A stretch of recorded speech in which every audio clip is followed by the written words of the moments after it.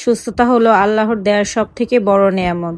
যতক্ষণ আপনি সুস্থ থাকবেন অতক্ষণ আপনি বুঝতেই পারবেন না যে আসলে সুস্থতা কত বড় নেয়ামত। হ্যালো এভরিওয়ান, আসসালামু আলাইকুম। কেমন আছেন সবাই? আজকে গিয়েছিলাম আমার শ্বশুরকে নিয়ে ডাক্তার দেখাতে। আব্বু অনেক দিন ধরে অসুস্থ, তাই তাকে নিয়ে গেলাম খুলনার এমআর খান ডক্টরকে দেখানোর জন্য। তো এখানে গিয়ে আমরা আব্বুর জন্য সিরিয়াল কেটে এখানে বসেছিলাম ডক্টরের জন্য। ডক্টরকে দেখাবো তাই সিরিয়াল দিয়ে ওয়েট করতে হচ্ছিল।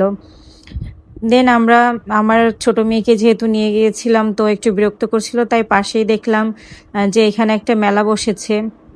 ৩ দিন ব্যাপী এখানের মেলা বসেছে। মেলায় অনেক ধরনের জিনিস ছিল। তো আমরা প্রথমে ঢুকে আমার মেয়েটার এই আন্টিটাকে খুব ভালো লেগেছে ওনাকে দেখে।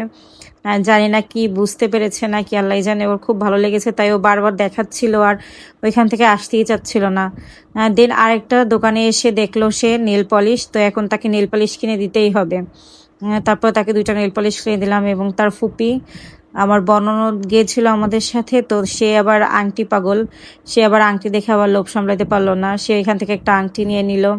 দেন আমরা খাবার খাচ্ছিলাম। তো খাবারের রিভিউ দিব কি দিব বুঝতেই পারলাম না। যাই হোক, সব সময় সব খাবার ভালো হয় না সব জায়গার। তারপরে আমরাই তো এখান থেকে খাওয়া দাওয়া করে তাব্বুর বাগ টেস্ট দিয়েছিল অনেকগুলো, ওগুলো করতে দিয়ে আমরা চলে গিয়ে যাচ্ছিলাম খাবার খাওয়ার জন্য।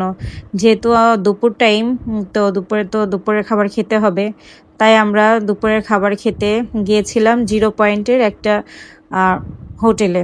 এখানে গরুর মাংস চুই ঝাল দিয়ে রান্না করে, এটা খুবই টেস্টি হয়। তো আমরা এটা খাওয়ার জন্য চলে গেলাম। হ্যাঁ, এই রেস্টুরেন্টে গেছিলাম আমরা, আল আরাফা রেস্টুরেন্ট 2 এটাতে। এখানে খাবারটা মোটামুটি ভালোই ছিল। তো এখানে আমরা খেয়েছি এই যে গরুর মাংস চুই ঝাল দিয়ে। আপনাদের কার কোন পিস পছন্দ গরুর মাংসের অবশ্যই কমেন্ট করে জানাবেন। তারপরে খাওয়া দাওয়া শেষ করে আমাদের যেহেতু সন্ধ্যা 7টায় আবার ডক্টরকে দেখাতে হবে, তাই আমরা একটু কেনাকাটা করতে গেলাম। এক ঢিলে 2 পাখি মারা আর কি যাই বলেন। আমার মেয়েদের জন্য ঈদের ড্রেস কেনার জন্য গেলাম। তো আমরা অনেকগুলো শপ ঘুরে ঘুরে দেখছিলাম, আমাদের কোনো শপের ড্রেসই পছন্দ হচ্ছিল না। তারপরে আড়ংয়ে গেলাম, আড়ংয়ের থেকে যাওয়ার সাথে সাথেই ড্রেস পছন্দ হয়ে গেল।